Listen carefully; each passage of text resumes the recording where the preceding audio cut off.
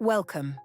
If you're here, you didn't arrive by accident, but you also weren't summoned. No one is required to stay. No one is expected to agree.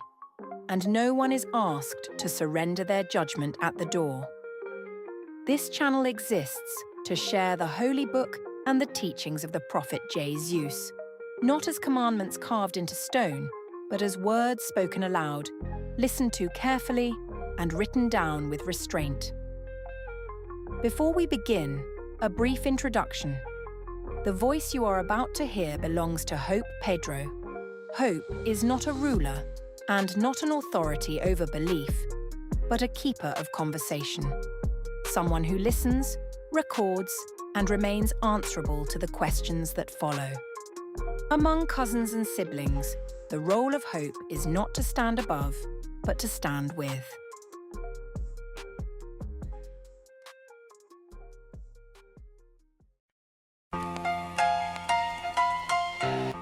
Hello, cousins and siblings. I am Hope Pedro Primero, the first Hope of the Church of the Holy Book. For over 5 years, I followed the prophet Jesus. Not as a ruler follows a crown, and not as a servant follows a master, but as a listener follows a voice worth listening to. I wrote what was spoken, not to improve it or sanitize it, and not to turn it into something untouchable. The Holy Book was not revealed in fire and thunder. It emerged through conversation, through disagreement, through reflection, and sometimes through silence. It was shaped slowly because haste creates certainty, and certainty is often wrong. The Holy Book does not claim perfection. It does not threaten punishment for disbelief. It does not promise salvation in exchange for obedience. No one is born into this, and no one is trapped here. And no one is told they are broken for asking questions. The moment a book cannot be questioned, it stops being sacred. Many religious texts contain wisdom. They also contain errors, ethical and factual. Some defend slavery or explain it away. This book rejects the ownership of any human being. Some describe the natural world inaccurately, calling animals what they are not, misunderstanding how life functions, confusing metaphor for fact. The Holy Book treats nature differently. Nature is something to observe, something to study, something to correct ourselves against. If truth matters, accuracy matters. And if morality matters, clarity matters. Many traditions treat prophecy as supernatural prediction, but human history shows something else.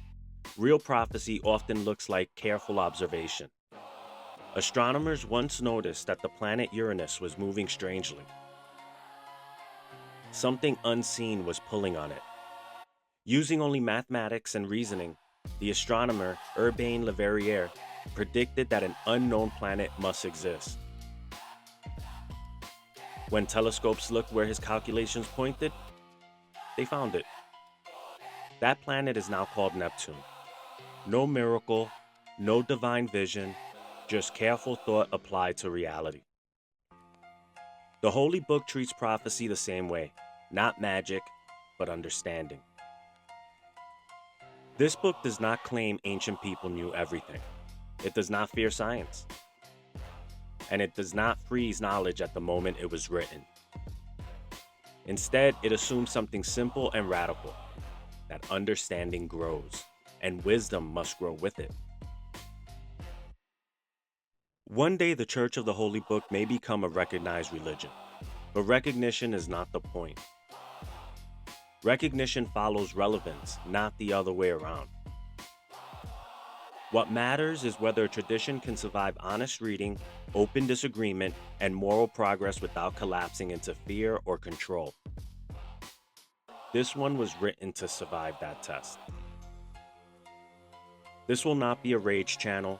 It will not be a prophecy countdowns or miracle bait. It will not ask you to replace one certainty with another.